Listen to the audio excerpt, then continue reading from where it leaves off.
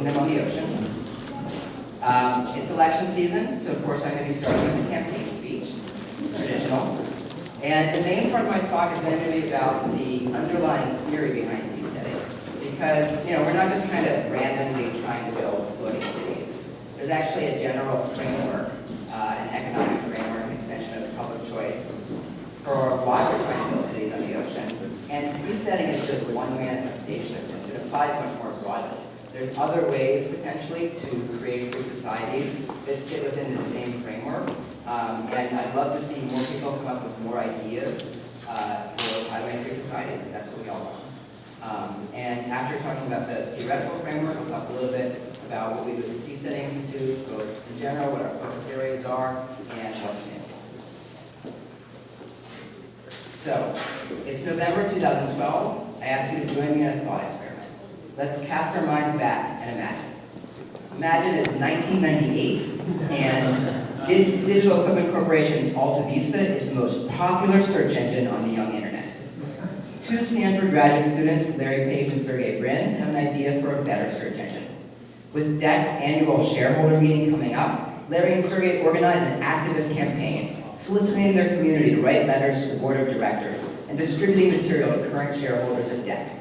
Their goal is to get nominated and then elected to the board of DEC so that they can implement their new search algorithm for Alta Vista. With no proof, no website, and no users, only some claims about how great their algorithm will be, their attempt fails completely.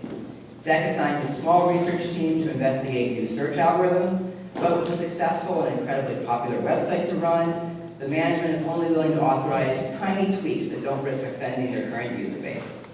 Larry and Sergey go back to Stanford, and Google is never born. Imagine it is 1975. The most popular personal computers are Tandy's TRS-80 and Commodore's PET. Steve Wozniak, an engineer at Hewlett-Packard, and Steve Jobs, a technician at Atari, have an idea for a computer called the Apple I. Smaller, faster, more capable, and more elegant than any personal computer to date. Both Steves pitched the idea to their employers, but Atari is happy making video games and HP making calculators. Neither company wants to take a risk on a personal computer enterprise. They go try pitching their design to Tandy and Commodore, the market leaders. But the in-house engineers there, resentful that these outsiders are better designers, convince their management it's not worth the risk to try this new outside technology. Tandy, Commodore, Atari, and HP stay the course. Wozniak ends up creating brilliant new graphic and calculators for HP. Jobs starts a health food store, and poof, we don't have an iPhone. Imagine it is 1775, and the 13 American colonies of the British Empire are unhappy with how they're being governed from afar. But the British American colonists are determined to stay the course, and so they continue petitioning the crown, protesting unfair laws, and hoping for change. Some colonies manage to get new colonial governors with the same system and the same incentives, little changes. America is never born, and instead of lining up for the elevators to our apartments, we'll all be queuing for the lifts to our flats. Oh, and also, the world doesn't see the power of constitutionally limited representative democracy, and monarchies last an extra century. Fortunately for the world, this thought experiment is not true. Larry and Sergey skipped the DEC shareholders meeting and instead built Google. Jobs and Wozniak, after trying unsuccessfully to pitch their employers, went and started Apple. And the 13 colonies gave up on the British Empire, fought for independence, and we as people created a brand new government that changed the world. In every one of these cases, the world benefited enormously from a group of bold pioneers willing to leave the beaten track and try something new. And in each case, this innovation would have been difficult or impossible within existing companies and existing power structures. So I don't believe that America needs another revolution. Change by violence is something that rightfully belongs in the past. And I don't believe that we should inflict new political systems on a huge population. Communism did that, 100 million people died. Let's not go there. Nor do I believe that no one should pay attention to elections, because it is important who controls current systems. But it's also really, really important and almost totally neglected to create new ones. As today's systems age in the 21st century, innovation becomes more desperately relevant to modern politics every decade. Yet while tens, perhaps hundreds of millions of people in America are focused on which way our dinosaur government will lumber next, will it lumber left or will it lumber right, almost no one is focused on what new political species could evolve to displace it. I think that electoral activism is bad for your blood pressure, and it doesn't really need you. There's tens of millions of people doing it. Structural activism, the view that I'm going to argue for here, will help you feel empowered, and there are so few people doing it that right now every person matters. So that's my campaign platform. We need Googletopias and Appletopias. Really new political systems, built on fresh ideas, started in empty areas and governing only those who choose to opt into them. And I believe that Seasteading is our best bet to create this startup sector for government. So as the November presidential elections dominate every form of media, I ask that you take a deep breath, disengage from the popularity contest, and think big. Vote Seasteading. All right, now that I hopefully have your vote, or non-vote, let's learn a bit more about this new way of thinking about government. We start with a question. Every year our phones get smarter, our cars safer, and our medical treatments more advanced. If you page through old magazines, you laugh at their primitive technology. Wow, it takes magic. We all benefit in most areas from startups and established companies competing and constantly innovating. So why is it that in one of the most advanced countries in the world, we're still using the legal technology of 1787? I mean, if you drove a car from 1787, it would be a horse. We've learned so much about economics in the past 2 centuries, and we've developed so much technology that some new form of government has to be possible that wasn't before. America's founders were brilliant, but they couldn't design a political system based around the internet. Just for one example from the vast space of possible governments, consider something called dynamic democracy. This is issue-based proxy voting.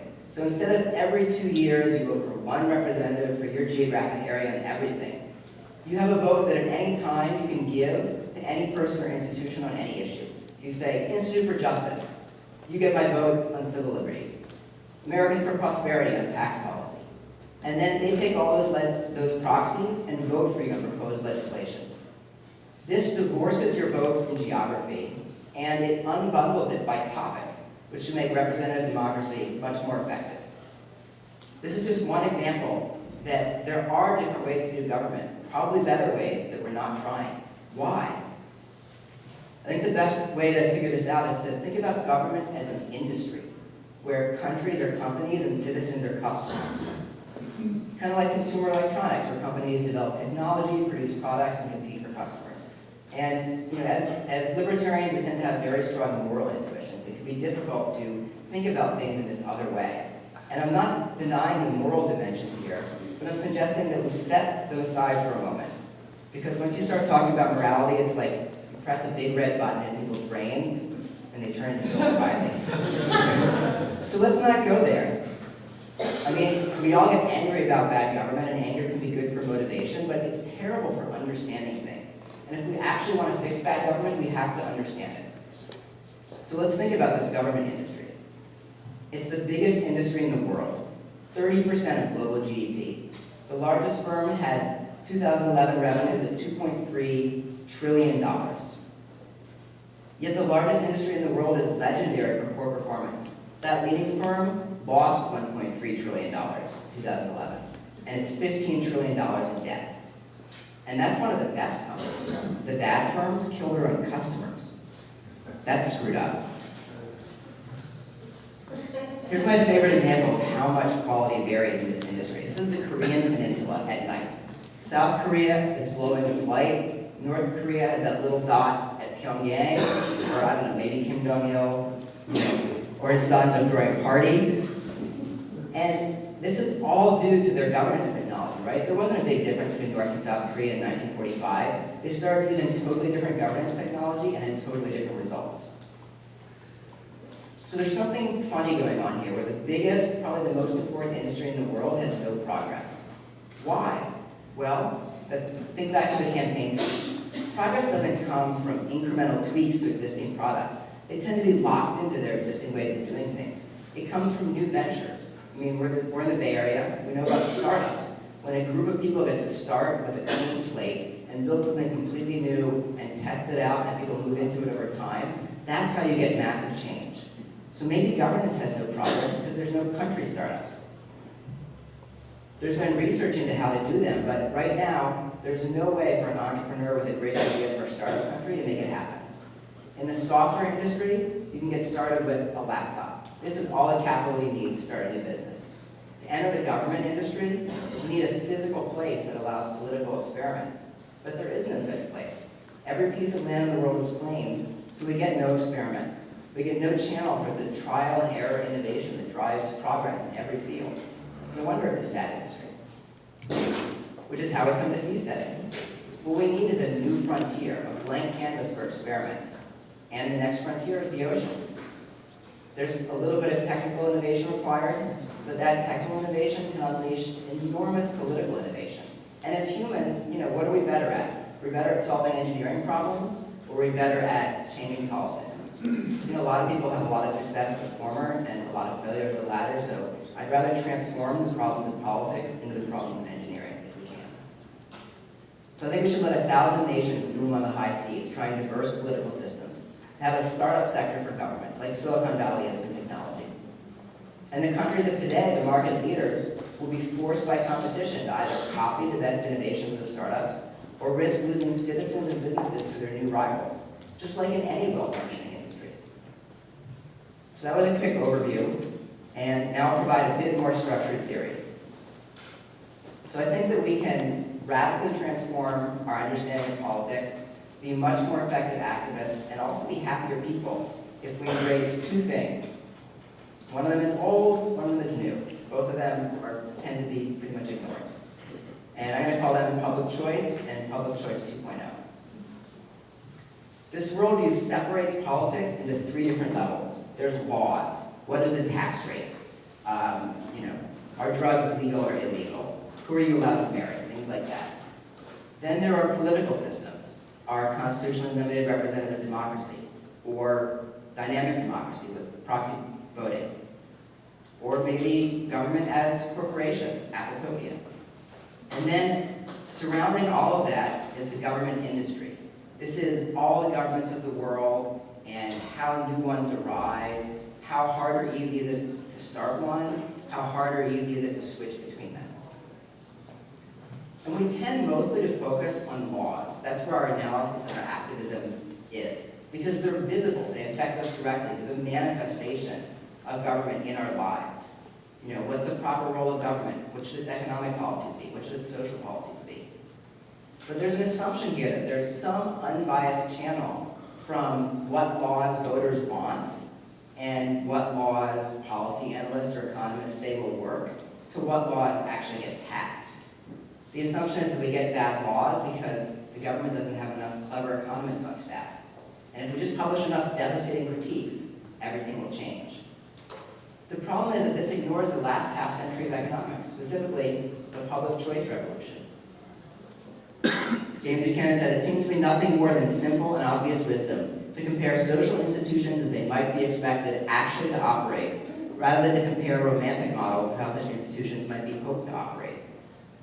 Public choice takes the radical step of analyzing the incentives that face voters and politicians to try to understand what kind of laws a given system will tend to pass, and what biases will be in what kind of laws tend to get passed.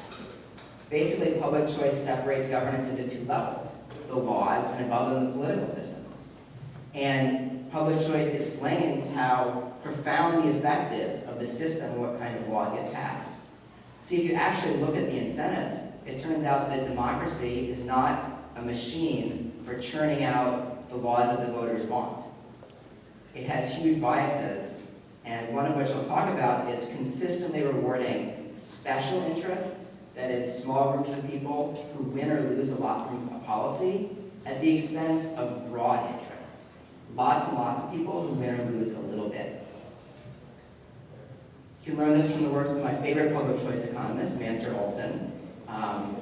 As an aside, this is not his main contribution to theory, but he's the one who came up with the theory of the stationary bandit. That government actually evolved from thieves who, as agriculture kind of kicked in and there was more and more stored wealth, realized that instead of roving around stealing things, they could just settle in one place and steal things. And if they didn't steal too much and they managed not to get invaded, they got a pretty good, pretty easy life. So what Olson pointed out is that small groups tend to be more effective than large groups, especially in a democracy. And this is the math of democracy that's just weird. Suppose we consider a new law. It's probably just one paragraph in some giant piece of legislation. This law costs every American $1, and it benefits 10 people by $5 million each. So it costs $300 million, benefit $50 million, net loss of $250 million in the country. In a democracy, a law like this will pass every time. In fact, if you look at the incentive, it almost seems like democracy is designed to pass these kinds of laws. It wasn't because it didn't have public choice economics back then, but that's what it does. Why will this law pass every time?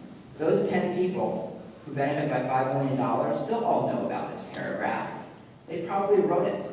They'll know who the key legislators are. They'll be willing, happy, able to spend hundreds of thousands of dollars, maybe even millions of dollars trying to get it passed, because they still make a profit.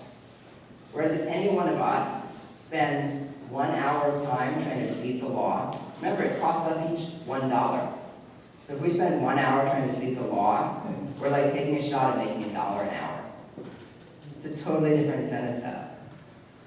And it's impossible for us to know every paragraph of every law that might cost us $1. There's thousands every day. But the few people who win or lose a lot, they will act. Another way to think of this is as private versus public goods, right? For the 10 people, if one of them helps get the laws passed, they get 1/10 of the benefit. So it's fairly close to a private good. But each of the victims gets 1/300 millionth of the benefit of stopping the law. So fighting it is basically contributing to this public good for everyone. The special interests are powered by selfishness, the activists are powered by charity. And we know which of those forces is stronger. And I think it's interesting just how separate our political and economic brains are, that libertarian political activism and libertarian economic theory are so directly at odds. An example of this is the bailouts in 2008. One congressman reported this off-cited quote that phone calls to his office were split 50-50. 50% no, and 50% hell no. And so they didn't pass the first time around, but they stuffed in enough work, and the bailouts passed. The real world simply doesn't validate the idea that whatever mysterious force dictates what policies get enacted is based on what policies work. Libertarian literature is full of examples of this. And there's an analogy here with price fixing.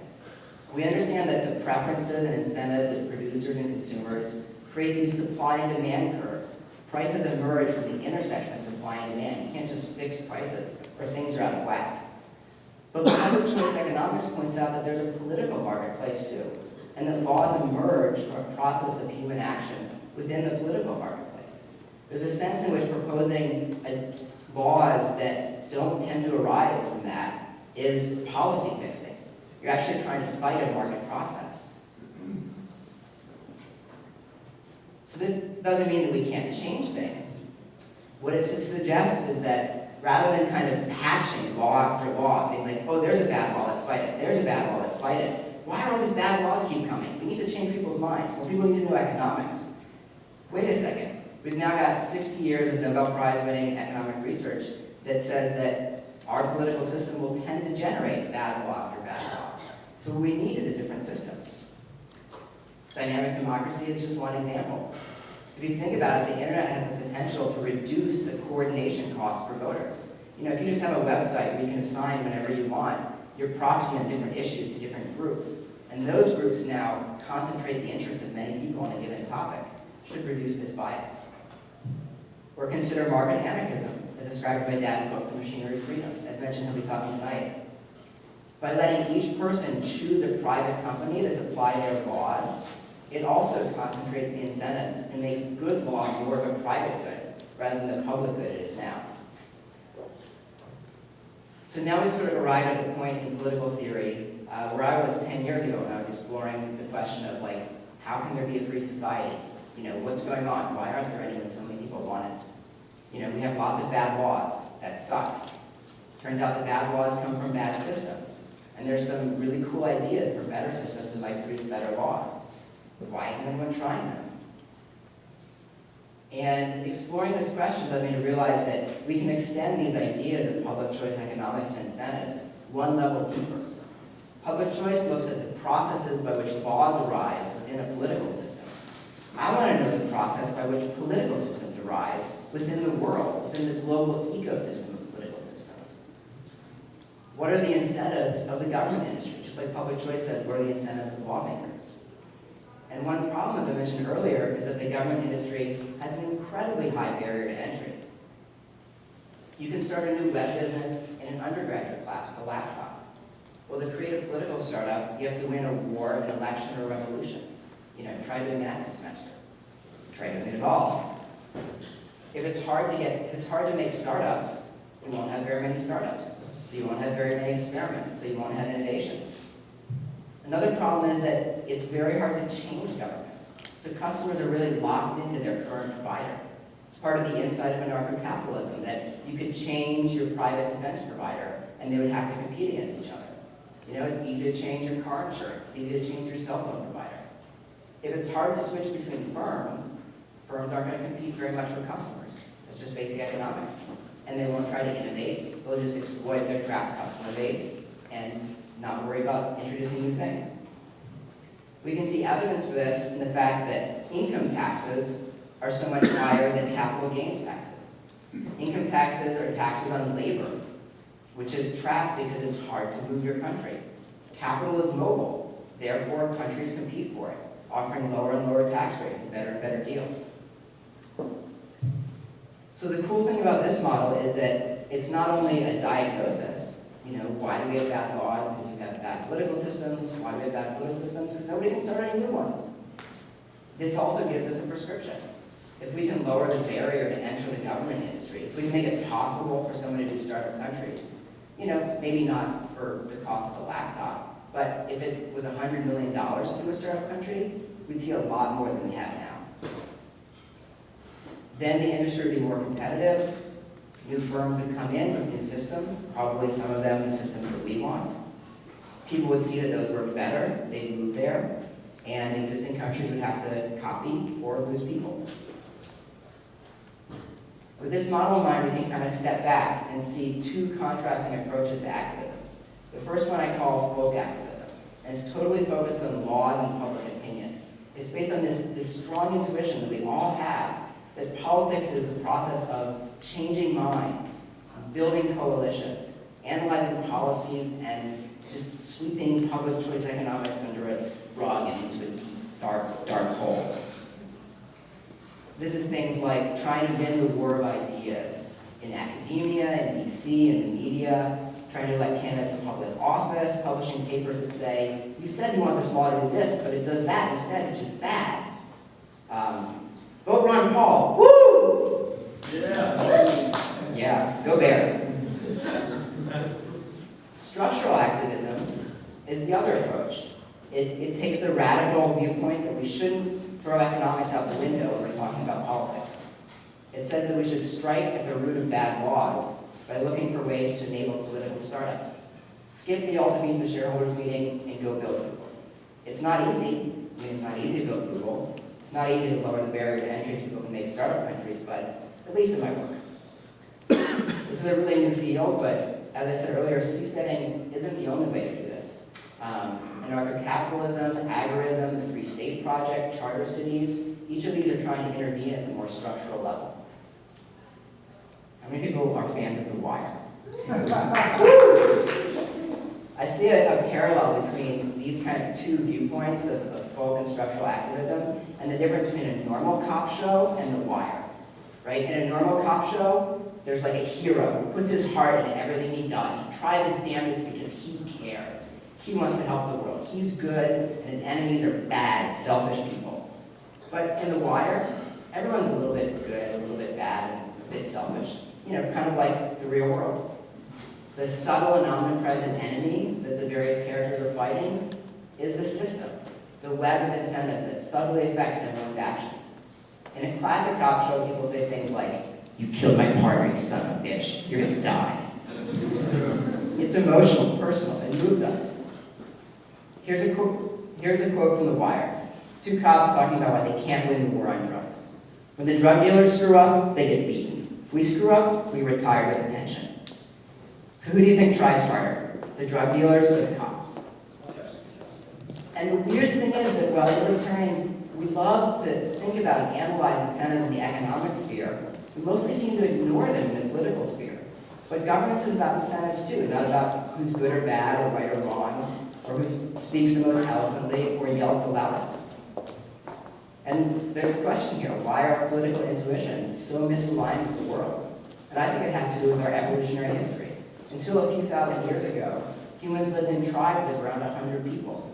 With 100 people, your individual suggestion matters, right? If you don't like how the buffalo meat is getting divvied up, you can come up with a new idea, talk to a few of your friends, feel it out with them, see if they like it. They can each go talk to a few of their friends, and pretty soon you've got the whole tribe convinced. And that's what our intuition is wired to. We think that we each have the political power of a tribe member, even though we live in huge nations with complex, structured political processes. But we still go on doing those same things, come up with ideas for new national policies, try to convince our friends, write about monarch laws, and kind of assume deep in our minds, we don't even see it, that if we do that, we talk to a few of our friends, they talk to a few of their friends, the whole tribe's going to change what they do. I want to be clear that I'm not saying that we shouldn't organize a network through groups like Students for Liberty. Organizing groups has huge value. First of all, there's a social value in being connected to a tribe of like-minded people. That matters. If you're living under a system that bothers you a lot, that you think is immoral, having other people who see it the same way to talk to is part of how you stay sane. And second, any kind of activism, structural or otherwise, is going to be done through personal interaction. It's the nature of us as humans. If someone's going to go start a Seasteading or a charter city, they're probably going to go convince investors. They're going to go convince co-founders. They're going to build a team of people and go do it. So we need to organize, but we also need to think about what we're organizing for. What is our route to change? So that was the theory of competitive governance. And now I want to talk a bit about what we do at the Seasteading Institute to actually make this happen.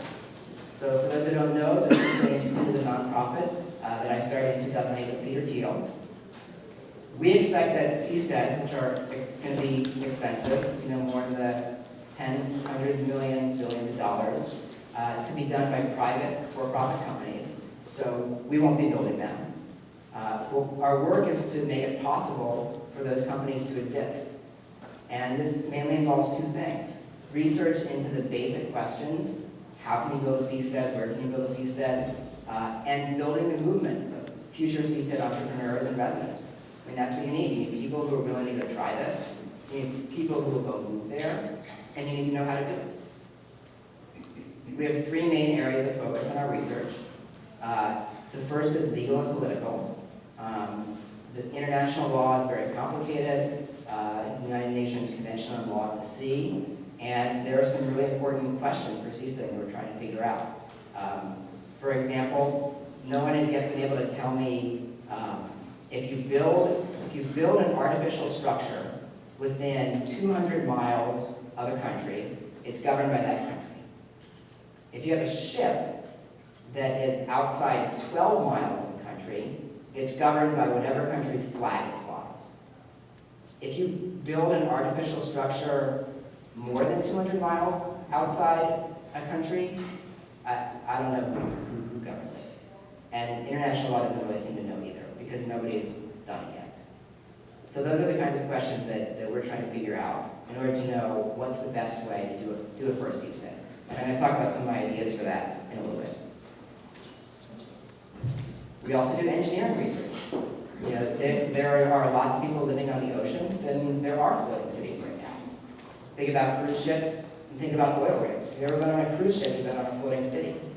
But there are certain attributes that they have that doesn't really work for our purposes. One of them is just the cost. These things are really expensive. If you are pulling $1 million of oil out of the ground every day, $1 billion platform, no big deal. If you're looking for a new place to live and you're going to telecommute and do design work, you're not making $1 million a day. It's got to be cheaper. And the other problem is that combining these structures in big waves is an unsolved problem.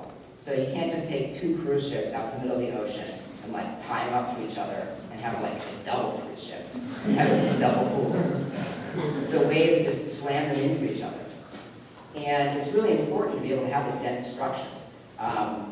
Think about all the economic research on cities and how important they are. If you just got a bunch of ships, part of what makes a city or a town work is that you can walk out your door and walk down the street to a coffee shop. Imagine if going to another building involved like getting on your Southwester in a life jacket, like getting into a ferry boat that crossed the ocean with 30-foot waves. It doesn't work. It has to be dense. So those are the kinds of things we're looking at. And then the third area is business research. There's that great H.L. Hunt quote, "This country is worth saving, it's worth saving at a profit." We're just not going to get the hundreds of millions of dollars to do these things from donations. That's not going to happen. There needs to be, and that's one thing that past ideas for new countries have kind of failed at. They kind of said, well, things are really broken here. We know how to make a better political system. We know the people who want it. So, let's come up with a design for a mile-long city at sea called the Freedom Ship, and, people will just sign up to live there. It's cool. It's a mile long. It's a ship. It's called the Freedom Ship. It doesn't really work like that. People need a compelling economic reason to go move. You need economic drivers for a new place. And so we do research into what those are. Something that we've been doing a lot this year, mainly coordinated by Charlie Geist, who's over there, hi Charlie, is doing research through partnerships with other maritime organizations. Turns out there's a lot of people out there thinking about new things to do with the ocean, and they're all really excited at the idea that, the things they do might evolve into giant floating cities. Who wouldn't be? So we're kind of networking these people and helping them out. So research is the first main thing that we focus on, and the second is movement building. We don't need to win an election, so we don't need to convince 51% of the people to support us. But we need to find people who will go out there and start these businesses and make seasteading actually happen. We build the movement by expanding general public awareness, end up getting lots of press coverage. We have an ambassadors program that Charlie also manages that's spreading the idea of seasteading. We've got 40+ ambassadors in 13 countries, a number of whom are SFL members. They've given dozens of talks, published op-eds. They organized a 250-person event at the university. If anyone's interested in being a seasteading ambassador, talk to Charlie. The main thing that I'm working on right now is in the movement building area. We have a book deal with Simon & Schuster for a mass market seasteading book that I'm currently co-writing with Joe Quirk. With funding and marketing support from a major publisher, I think it's an incredible chance to spread our ideas. We are just about done our first rough draft, and we're interested over the next couple of months in having people help us review it and polish it. So if you're interested in pitching in on that, contact Charlie. So one interesting thing that's come out of the book that I find really inspiring is some new ideas about how to build seasteads soon. Because we've been worried that it's going to take $1 billion of engineering research before we could build seasteads. But I was sitting there writing the chapters on law and engineering, and I was trying to take all these different constraints, your 12-mile limit, your 200-mile limit, and this kind of structure works in deep waters, this kind of structure works in shallow waters. And it was just like turning into a mess. So instead I turned it into a card game. I kind of wrote down things like, this structure needs shallow water. This structure needs an anchoring system. This is the legal code that governs this region of the ocean, governs that region of the ocean. And when I shuffled those cards around, something new actually came out. And this is the first time anybody's hearing it. It still needs more vetting by our legal and engineering teams, but I wanted to share it with you all. So one of the issues with seasteading is that, like I said earlier, we don't know who has jurisdiction over something that's out past 200 miles. What we know is that within 200 miles, the closest state has jurisdiction over anything fixed, but not over ships. Ships, as long as they're not within 12 miles, the jurisdiction is the flag state. But it's hard to be 200 miles out. The water is deep. It's really expensive. That's the $1 billion challenge that we were worried about. If we could somehow be within 13 miles, that would be really ideal. And so what I realized putting these cards together is, part of our worry about doing something where a state has jurisdiction is that the state would just seize it. But I think that what you can do is you can combine two things. One is a breakwater, like any harbor has, even in the bay, some kind of wall that makes a protected lagoon. And if you have a protected lagoon, now you can tie ships up to each other. You don't have that problem I talked about earlier. And we don't know how to build these breakwaters in the deep ocean, but if you have shallow water, like happens 13 miles from the Bahamas, it's pretty easy. So what if you went 13 miles from the Bahamas and you built this almost complete circular wall? Okay, that wall is governed by the Bahamas, but that's okay, because if you go and anchor ships inside that wall, those ships are governed by their flag states, like Liberia. And just between me and y'all, Liberia does not do much governing of ships that fly their flag. Actually, the whole Liberian flagging operation is run out of Virginia. It was started by some Americans who said to Liberia, hey, we can make you some money. Let's open a flag registry, we'll split the profits 50-50. Liberia said, great, Liberian flag registry.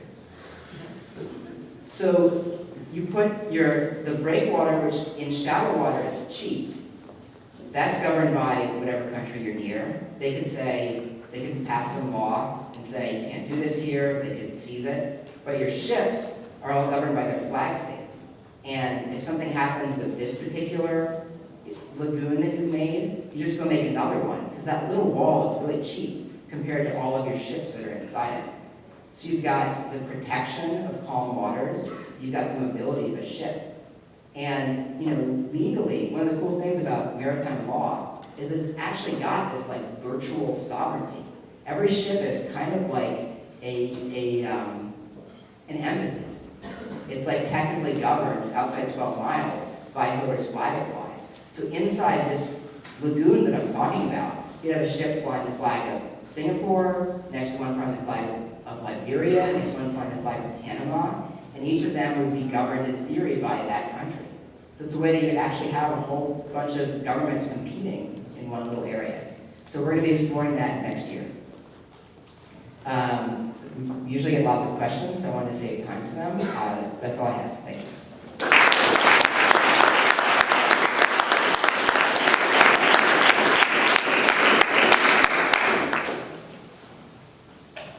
What were your thoughts about the private cities that were going to be made in Honduras, but they ended up being voted out by the Honduran government? Have you heard anything about it? Yes, I actually left my full-time work at Seasteading Institute last summer to start a company working in Honduras, so I have a lot of experience with it. Let's see. I think that charter cities like Honduras was trying to do, and they actually changed their constitution to enable it, are an awesome route to structural reform. If a country will let you create a new governance system in an area, that's exactly what we're looking for. And they're not going to let you have as much freedom as you might be able to get on the ocean. In the Honduran law, you had to follow Honduran criminal law and the Honduran constitution, but there was broad freedom to write commercial law from scratch. And the law was very specific. No licensing provisions from Honduras, you can have whatever currencies you want, financial regulations, there was a maximum tax rate and no minimum. So there's a lot of really exciting stuff there. So it's less freedom than you might get from seasteading, but also way easier because you're building it on land. But in Honduras, there were a number of issues. I mean, one thing is that, sadly, the countries that need this the most, that need economic development for their people because their systems are the most screwed up, are also the ones that are going to have the toughest time actually, implementing the world's first program for delegating sovereignty within different areas. And so that was a challenge for them. It's something really hard to do. No one had done it before, and they weren't able to do it successfully. There's also a lot of popular opposition.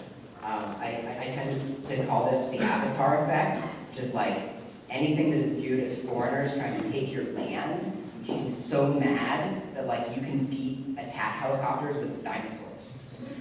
You know, that's how mad people get. And then one of the great virtues of seasteading is we're not taking anyone's land.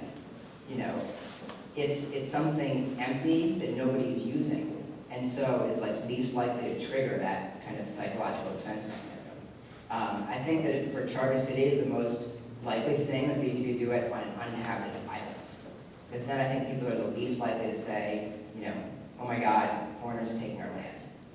Could you speak a little bit about the stateless, the state project? The Free State Project? Sure, I mean, the Free State Project is another type of structural activism started by Jason Sorens, where he said, look, libertarians are a minority everywhere. We're, if not a majority, concentrated somewhere, then we can have laws work better for us.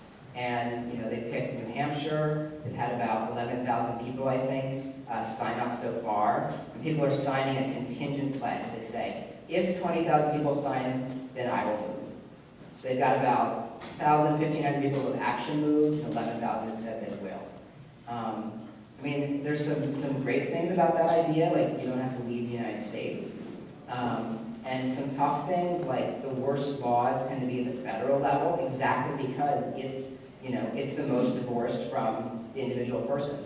You know, and so there's kind of, if you intervene at the state level, just like you intervene at the local level, you're like fixing it where it needs the least fixing. But I think there's still a lot of potential for incremental gains to freedom from something like that. The economic aspect comes into it, saying it's critical for a seastate. You can't just build it and be like, hey, who wants to move to a new country? Because it's a new country and has good laws. Like, people won't. You have to, it's more like, we're opening a hospital that offers treatments by Indian doctors for 1/4 of the cost in the US, and offers cutting edge, non-FDA approved treatment that you won't be able to get for 10 years and might save your life. Then now the doctors are going to live there because they have jobs, people are going to come there, you're going to build up an economy, and over time as that medical complex grows, there's other businesses that go along with it. You can do R&D work there, and then when it's big enough, now you need plumbers and lawyers for the people who are living there. You can, like Vegas, using tourism has a whole diverse economy built on it. You can start with some business like medical tourism and build a whole economy around it. But people in practice just don't seem to move just for freedom. We seem to have a fair bit of empirical evidence for that. And New Hampshire does not seem to be a super compelling economic draw. How does the CSTEP protect itself from a country taking it over and taxing it? That's a great question. So first of all, you have to split countries into two groups. One is the countries that have aircraft carriers and nuclear weapons and submarines, and there's nothing you can do to protect yourself from them. And then there's all the other countries, which is the majority of them, where it's actually practical to have enough self-defense that won't happen. And I mean, I think part of the answer to your question is to look at that set of big countries. What do they actually do? Like, in practice, the United States could take over the entire Western Hemisphere. Like, the United States military budget is 40% of the world's. The largest in the Western Hemisphere is like Canada and Brazil, which are like 1/20th and 1/30th the size. Like, absolutely nothing in terms of like physical power stops the U.S. from taking over the whole Western Hemisphere and having all the taxes. But that's not what the U.S. does. And it doesn't seem in practice like countries actually do this kind of revenue maximizing thing of going out and grabbing other places. And seasteads initially are going to be protected by the sovereignty of other countries. So, if you're flying the flag of a country, you are franchising their sovereignty. Even if you have a treaty with them which says, here's how much governance is delegated to us, here's what we're not allowed to do, you're kind of plugged into the nation-state system through them until far in the future when you're large enough to be completely independent. So for the same reason that the U.S. doesn't take over Vanuatu or the Caymans or any of the other places in the world that they could, I don't expect them to take over seasteads unless seasteads were acting to make it more difficult for the U.S. to exercise its power over its citizens. again, if you look at like, what does the US actually go interfere for? You know, the US forced Caribbean tax havens to not be anonymous, to tell the IRS about all their American depositors. The US intervenes in Latin America for the war on drugs. But in almost all these cases, it's things that are viewed as threatening the US ability to exercise sovereignty over its people. You know, the United States is not invading Portugal or the Netherlands over their drug policies. The the US is not invading the Cayman Islands because they have no taxes. So the US doesn't go around saying everyone has to follow our laws. They say you can't help our people avoid our laws. So I think it would be impossible to have a Seasteading, for example, that had anonymous banking or like anonymous digital cash, because it can be used for money laundering, it can be used to fund terrorism, it can be used for tax evasion. But I think that the number of things like that is pretty small. Yeah, kind of to that point, how has the government responded to the ship or ships that exist outside the Bay Area now that are kind of dodging visa requirements or having So I think you're talking about Blue Seed. So Blue Seed doesn't exist yet. They haven't been able to raise enough money to get their huge ship. And I don't know what their conversations so far with DHS have been. But you know, partly their business is based on the fact that a ship, even if a ship comes into Bay Area and docks, the people on that ship don't need visas if they don't get off the ship. So there's potential to kind of use that law. You know, if they need to have a meeting with someone, the person comes on the ship, and you know those people don't get off the ship. So I think there's a lot of potential for things like that. There's ways, for example, of being under federal and not state regulations by having a ship just offshore. So there's a whole set of business opportunities there. Yeah, so my impression then is that these boats would have a lot of imports, right? Importing almost everything and exporting, I guess, oil. Right? Are you sure this is an economic system that can sustain the whole city or society? I mean, I think that's a great question. That's why the business angle is so critical. The ocean is more expensive than the land. And so seasteading will only work if you can find things to do that make up for that. I mean, one way that I like to think of this as the ocean tax versus the government tax. So the government tax is just like, what are all of the costs, you know, of taxes and regulations of being under some existing state? What's the difference between that and a state that a new entrepreneur would create? And then the ocean tax is the extra expense of living on the ocean. And the thing that makes me optimistic is that I think the government tax, we can just take this incredibly crude model and just say like, government taxes some fraction of GDP and some part of that is wasted. So maybe we say like 20% of GDP is wasted by government. Well, that 20% amount is increasing exponentially as GDP increases exponentially, right? So the government tax, you know, in that super simple model is going up exponentially. The ocean tax is actually going slowly down because as technology improves, it gets cheaper and cheaper to build on the ocean. So you've got one line that's going up exponentially, another one's going down slowly. They have to intersect at some point. And you know, because of the logic of exponential growth, like you know, if they haven't intersected yet, they probably will pretty soon. And you know, if we look at specific businesses, I think things like medical tourism, it does look like they can pay for themselves. And I think cruise ships is a great example.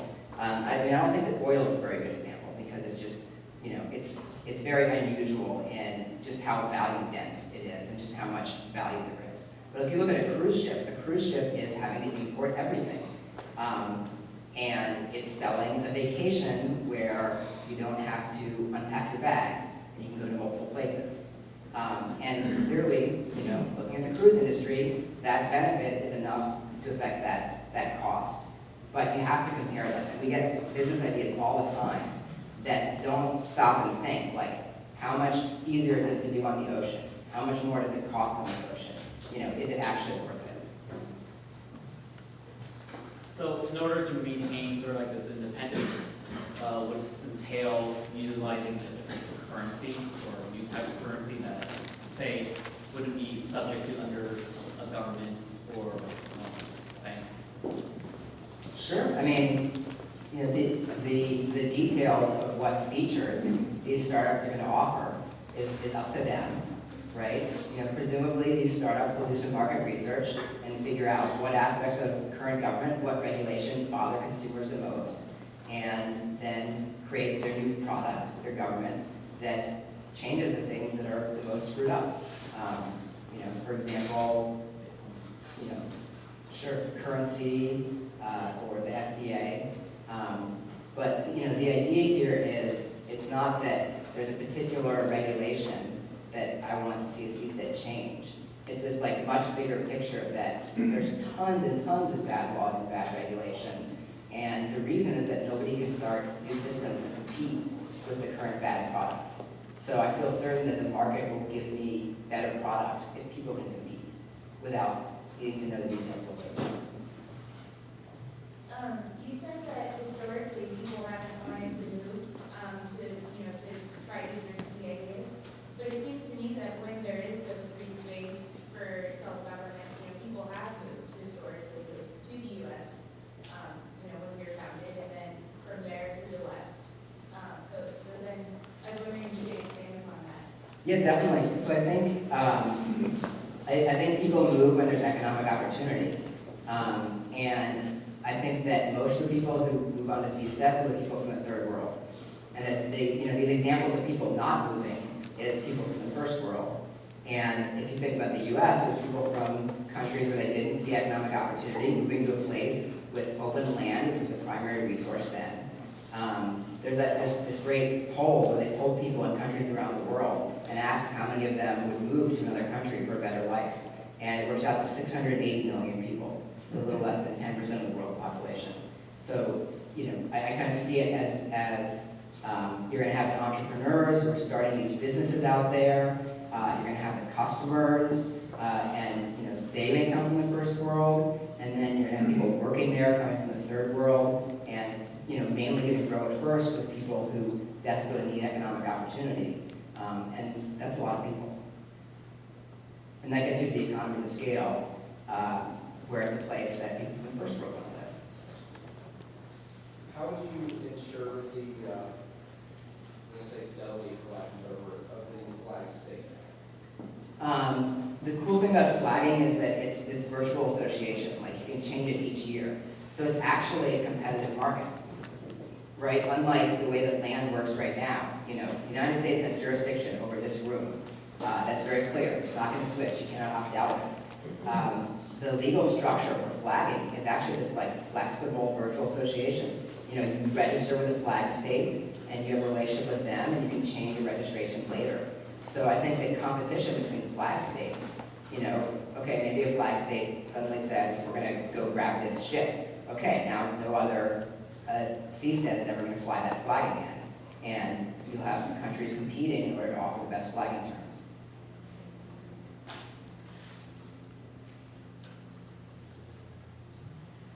A lot of your ideas seem to be based off of loopholes, I want to say, just being just outside the boundaries.